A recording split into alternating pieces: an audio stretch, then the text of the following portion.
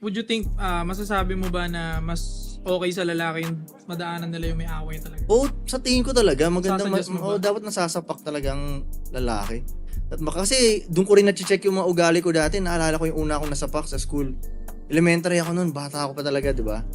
Parang may mga pictures sa school, tapos pinadevelop ng teacher, yung mga pictures namin, mga bata. So, di ba dati uso pa yung papadevelop mo yung mga pictures, di ba? So, ang kapal. So, titingnan yung ganyan. Tapos may isang, yung kaklase ko ba yun? Hindi ko maalala. Tinitingnan yung mga pictures. So, syempre, sa isip ko lang bata ako, gusto ko makita yung pictures. So, kinuha ko lang sa kanya yung pictures.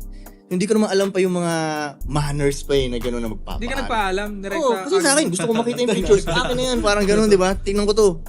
So, nagalit siya doon. Hindi ko nakita. Siyempre, sinuntok niya akong ganyan. O tol, malakas talaga yung suntok sa akin. Labasan ko langot ko eh.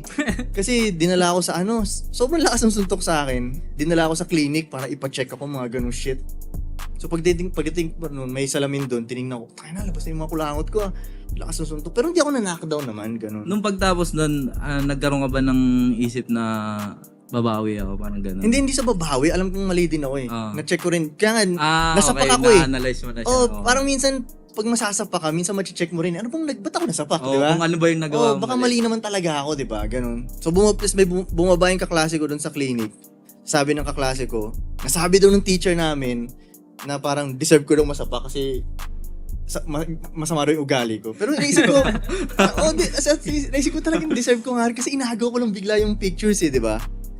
So yun mga ko, nasapak, kaya magandang masapak sa tingin ko bilang Hindi kaya marami ng malakas loob mag-comment ng mga pangit ngayon sa internet dahil hindi sila nasasapak. Wala na.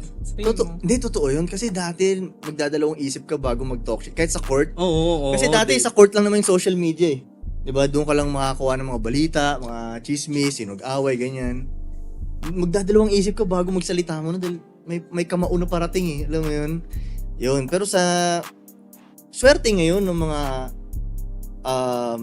hindi, yung mga ibang tao dahil hindi na sila nasasapak sa mga comments nila. Kumbaga, kaya ang lakas din ng loob nila mag-talk shit, di ba? Oo.